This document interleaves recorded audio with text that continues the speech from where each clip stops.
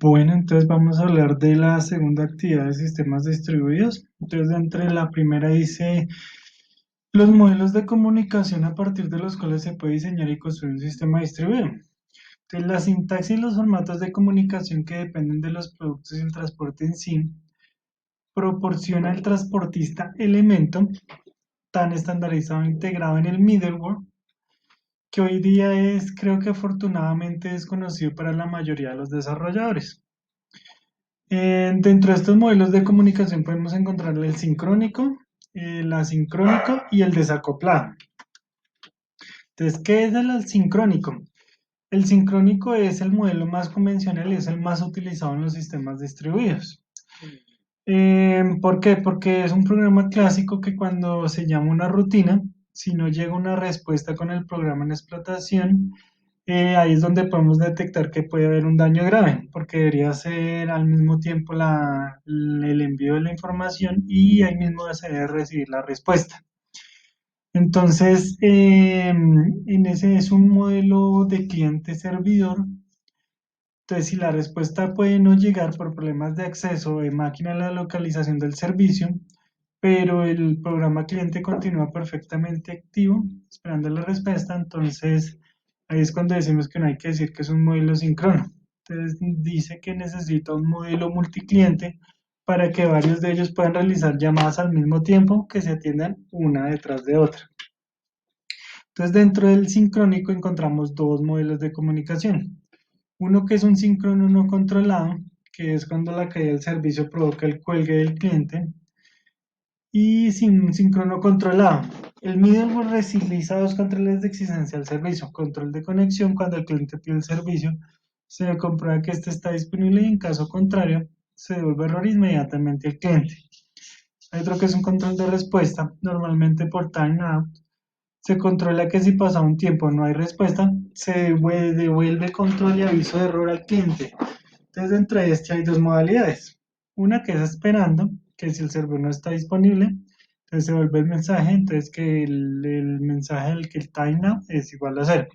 Y un cronometrado, que es el caso del timeout, cuando es mayor a cero. Entonces aquí está también la otra que es la asincrónica, que es cuando el cliente lanza la respuesta, continúa trabajando y cuando le conviene, pues recoge nuevamente la respuesta. Entonces este es un modelo más potente que el síncrono, pero es más complejo de realizarlo. Entonces, cada mecanismo que proporciona un modelo asíncrono tiene tres mecanismos adicionales. Uno que es el multipetición, que los clientes deben poder dejar peticiones a los servidores aunque estos estén ocupados. Uno, interrogación, preguntar desde el cliente si la respuesta ya está disponible. Y el otro que es un almacén de respuestas, que es donde se almacena todo, que es en un servidor, para que almacene todas las respuestas hasta que el cliente esté disponible y vaya y la consulte nuevamente. La otra es la desacoplada. Entonces, en una comunicación desacoplada, el cliente lanza la petición y nunca pues, va a recoger la respuesta, ya que el servicio ejecutará siempre y acabará sin problemas. Un ejemplo clásico es el uso de un servidor de impresión. Cuando uno envía la impresión, pues uno no verifica si la impresión está conectada o no, sino pues uno tiene que pues, imprimir la hoja para saber que efectivamente le funcionó. Entonces, pues hay mucha gente que piensa que ese modelo es un asíncrono.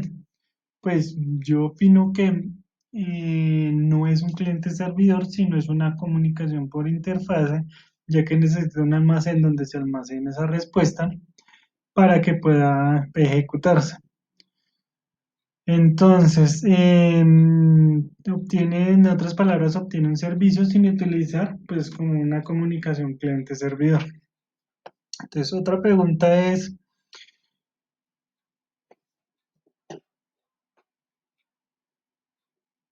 el otro es el modelo distribuido basado en la obtención de servicios en la arquitectura cliente-servidor. Entonces, el modelo cliente-servidor está diseñado para proporcionar servicios de red, los cuales fueron y todavía son la aplicación más popular de la computación distribuida. Permite a los usuarios de la red compartir recursos en el esquema más simple. La localización del servicio es estática y se puede identificar utilizando la dirección del proceso servidor en términos del nombre de la máquina y el número de puerto de protocolo asignado al proceso servidor. Entonces, este es el esquema usado para los servicios de Internet, donde a cada servicio de Internet se le asigna un número específico. Por ejemplo, el FTP, el HTTP o el Telnet. Entonces, por ejemplo, al FTP se le asignan dos números del puerto TCP, el 20 y el 21 normalmente, y el HTTP, el puerto TCP 80. Aquí podemos ver una gráfica donde está explicado cómo es la operación del cliente servidor del modelo. Entonces, otro punto es la arquitectura del Internet y los detalles de los protocolos del nivel de aplicación utilizados en la web. Entonces, aquí podemos ver la arquitectura de Internet tiene 4 capas: capa física, capa de Internet, capa de transporte y la capa de aplicación. Entonces, de la capa de aplicación, los protocolos que se utilizan son el Domain Name Protocol, el protocolo de nombre de dominio, el protocolo de pasarela exterior, el File Transfer Protocol, el FTP, que es el protocolo de transferencia de archivos, el protocolo de nombres Finger Protocol, el protocolo Telnet, el protocolo de transferencia de archivos, y TCP/IP maneja otros protocolos que oficialmente no son de Internet, pero son muy utilizados para el nivel del programa de aplicación.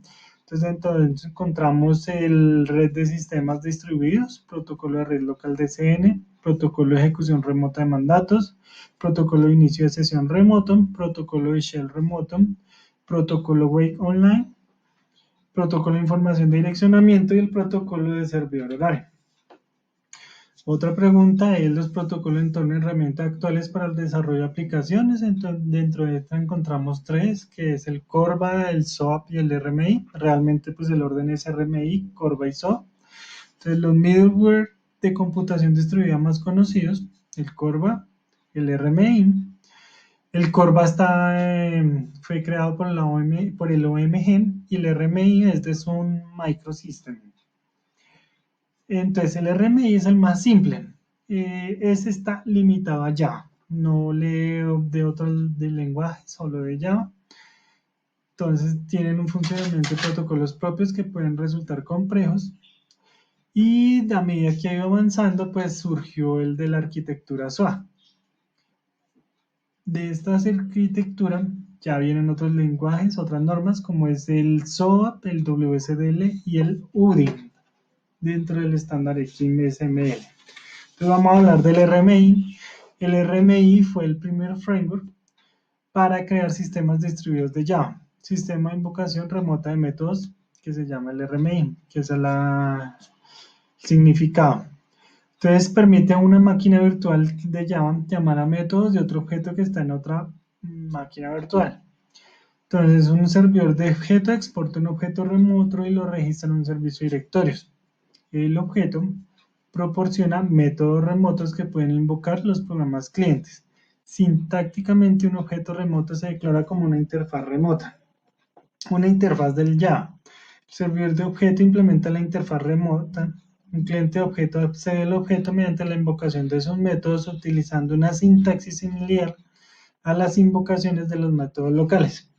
Entonces aquí podemos ver el servicio de directorios, un cliente del objeto, lo llama el servidor del objeto. Entonces ese tiene un proxy con el resguardo y el servidor de objeto con el esqueleto, que una capa de referencia remota que proporciona la interfaz con el programa de la aplicación, proyecta la capa independiente de plataforma en la capa dependiente de la plataforma, implementa protocolo remota, configura, mantiene, elimina las conexiones, y aquí podemos ver la ruta de datos lógicos, que es el negro, que es este, y la ruta de datos física, que es el gris, capa de transporte. Bueno, el otro es el CORBA, que es la tecnología introducida por la Administración de Objetos, la OMG. Es una arquitectura diseñada para dar soporte multiplataforma. Este sí permite ver varias plataformas, de forma que las herramientas basadas en esta tecnología pueden soportar programas escritos en diversos lenguajes. Entonces dice que un cliente objeto realiza una llamada a un método de un objeto distribuido. Entonces es este. El cliente interactúa con un proxy con un stub, mientras que la implementación del objeto interactúa con un skeleton. Entonces, a diferencia del caso de RMI, hay una capa adicional que es la ORB, que es el Object Request Broker, la cual es necesaria. Entonces, en el lado cliente, que es este lado, la capa del ORB actúa como intermediaria entre el stub y la red, y el sistema operativo local del cliente, y el que es el de abajo. En el lado del servidor, la capa del ORB sirve de intermediaria entre el skeleton, la red y el sistema operativo. Entonces, utiliza un protocolo común. Las capas ORB de ambos extremos son capaces de resolver las diferencias existentes en lo del lenguaje de programación, así como las relativas a las plataformas de red y sistemas operativos, para que permita la comunicación entre ellos.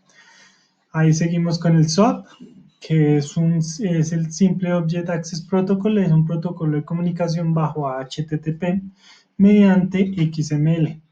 Entonces, usando este protocolo se podía ya desde el cliente o desde el servidor realizar peticiones mediante HTTP a un servidor web.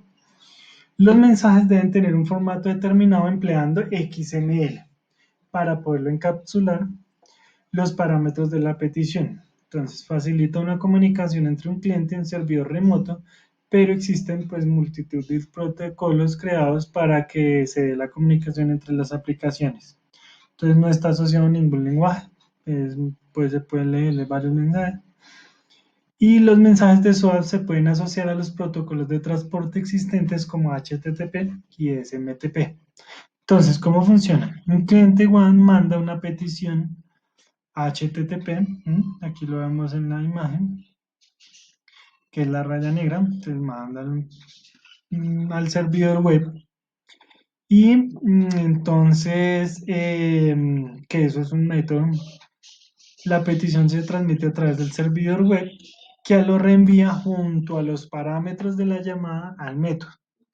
Entonces luego a continuación entonces invoca el método, el objeto del servicio.